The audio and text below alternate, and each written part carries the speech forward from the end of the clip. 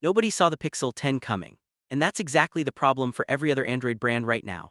Because while Samsung was busy making thinner bezels and Sony was chasing numbers nobody asked for, Google did something far more dangerous. It made a phone people actually loved. Not reviewed well. Loved. The kind of love where you pick it up 6 months later and still don't feel like you're missing anything. That's a rare thing. And it's an even rarer foundation to build on. So when I tell you the Pixel 11 might be the most consequential Android phone in years, I'm not hyping a spec sheet. I'm watching a pattern, and patterns don't lie. Let me set the scene for you. We're in a moment where every flagship feels like a press release. Bigger camera array, faster chip, brighter display, folded in half, okay, but does any of it feel different in your pocket on a Tuesday?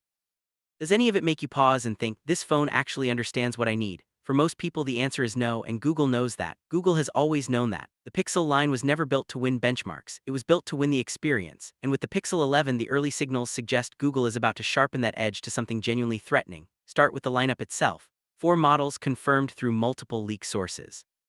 Now I know 4 phones sounds like a marketing decision, not a product decision, but think about what it actually signals.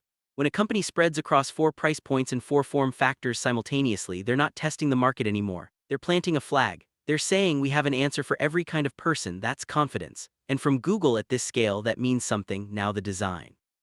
And here's where I want you to stay with me because this part gets subtle, and subtle is exactly where Google tends to win. The camera bar stays. The clean identity stays. Nobody's reinventing the silhouette. But the whispers around thickness are worth your attention.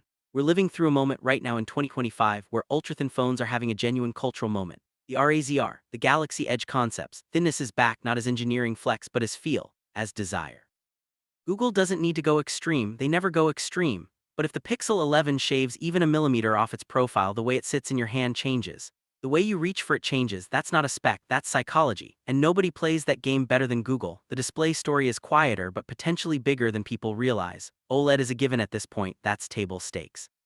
But there are credible rumblings about refresh rates climbing past 120 Hz.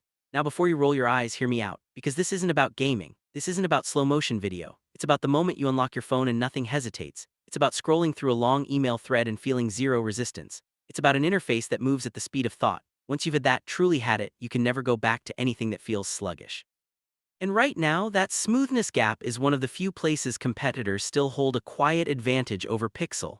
Close that gap and the phone becomes harder to argue against. Here's one I genuinely didn't expect to be talking about. Face Unlock, not the swipe and hope version, not the basic 2D recognition that any photograph can fool. We're talking about hardware-backed, secure facial recognition, the kind that works in the dark, the kind that financial apps trust, the kind that makes Face ID users nod their heads and say, yeah, that's what it should feel like. If Google executes this without sacrificing the clean front design, no dramatic notch, no ugly cutout, that's a feature win that lands quietly but sticks. The people who use it every day will feel the difference, and those people talk.